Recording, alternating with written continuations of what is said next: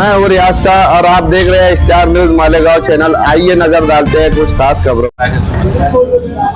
यहाँ मौजूद समाजवादी पार्टी के जिम्मेदारान और आप तमाम साथियों, अव्वल तो ये है कि समाजवादी पार्टी के युवा विंग का ऐलान आज होने वाला है।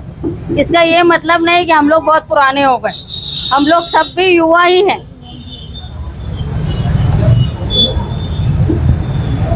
आज यहाँ सबको जमा करने का मकसद ये है कि मालेगांव शहर में, जो मैं कारपोरेशन इलेक्शन के बाद से देख रही हूँ कि मालेगांव शहर का पक्का इलाका, जो गुंजान आबादी का इलाका है, वो लीडरशिप से महरूम रह गए। उन्होंने नुमाइंदे ऐसे चुन कर दिए हैं जो इलेक्शन के बाद से नज़र नहीं आ रहे, जहाँ आप ये महसूस करते हैं कि कच्चे इलाके काम के लिए बहुत ज़्यादा मोहताज है। वहीं मैं आपको बता रही हूँ, जो इलाके से पक्के इलाकों से लोग आ रहे हैं, वो लोग ये समझ लें कि वो इलाका जो है, भले ही अपने कोई कहता हो कि वो अपनी वोट बैंक उनकी बनी हुई है, लेकिन आप देखेंगे इस इलेक्शन में जो आखिरी कारपोरेशन का इलेक्शन हुआ, वहाँ बिना खर्च के तकरीबन 4000-5000 वोट तुम्हारी पार्टी और हमारी साथी पार्टी ने मिलकर वोट ली। ये आपके लिए बड़ी खुशी की बात है। और आप ये समझ लो, नौजवानों का हमेशा इस्तेमाल होता है इलेक्शन के वक्त, लेकिन इलेक्शन के बाद नुमाइंदगी से नौजवानों को दूर रख लिया जाता है। लेकिन अब वक्त ऐसा है कि नौजवानों को आगे आना चाहिए। जब राहिल भाई पार्टी में आए, शामिल हुए, तो उनको एक बात ये बोली कि आप लोग इंतहाई जोशीले लोग, इनकी पूरी टीम को, आप लोग बाशऊर हो, तालीम याफ्ता हो, लेकिन तुमको सही सिमत मिलनी चाहिए। जहाँ तुम मौजूद थे वहाँ बहुत शिद्दत पसंद लोग थे। शिद्दत पसंदी और नौजवान लोग ये मिलकर जो है वो फैसले गलत हो जाते हैं। इसीलिए कहीं ना कहीं ऐसी टीम को साथ मिलके काम करना पड़ता है जहाँ जोश और होश दोनों साथ में। आज अगर आप देखेंगे, चाहे मालेगांव शहर हो चाहे पूरा हिंदुस्तान, सबसे पहले अगर कोई निशाना में आ रहा है तो वो है अक़लियत का मुसलमान नौजवान। मॉब लिंचिंग का मामला होता है तो वहाँ नौजवान होता है, स्टूडेंट पर अगर जुल्म होता है तो वहाँ नौजवान होता है। जिस तरह जानवरों के मामले में अगर मारा पीटा जाता है, वहाँ भी मुसलमान नौजवान होता है। अगर किसी तालिबे इल्म पर जुल्म होता है, वो भी नौजवान होता है। और आपने देखा कि जिस तरह मालेगांव शहर में एक टीचर पर इल्ज़ाम लगाया गया, वो भी नौजवान है। इसलिए बहुत ज़रूरी है कि नौजवानों को सियासत में शामिल होना। सिर्फ सोशल वर्क अगर आप करेंगे, कानूनी शिकंजे आप लोगों पर कसे जाएंगे।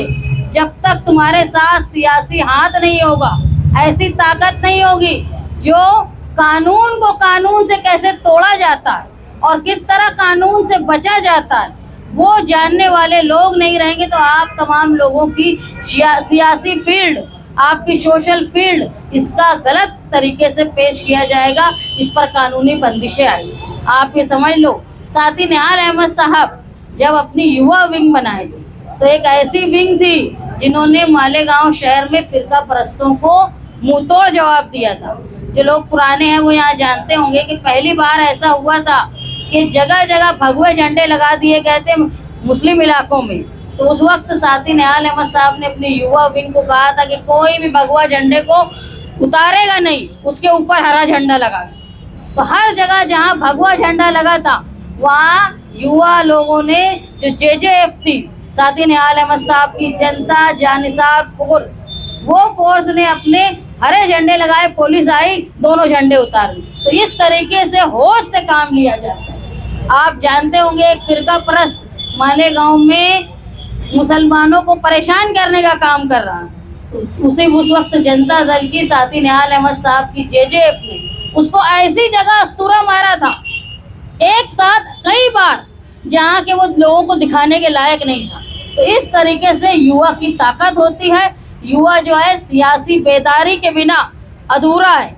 और आज मुस्तकबिल अगर है किसी भी मुल्क का, तो उसके नौजवान हैं। और बिलखुसूस अक़लियत जो मुसलमान है, अगर वो अपनी नौजवानों को अपनी सेफ्टी चाहिए, तो उनको सियासी मैदान के साथ साथ बाशऊर लोगों के साथ, तालीम याफ्ता लोगों के साथ, और ऐसे लोग जो कानून को जानते हो, हम आपको हर जगह आप गाइडलाइन करने के लिए हम लोग यहाँ मौजूद हैं। मैं ये उम्मीद करती हूँ समाजवादी की शहर सदर होने के नाते कि जो लोग आज पार्टी में शामिल हो रहे हैं या युवा विंग से जुड़ रहे हैं वो मालेगांव शहर में लोगों को मददगार साबित होंगे। खिदमत खल्क का सबसे बड़ा जरिया जो है वो सियासी प्लेटफॉर्म।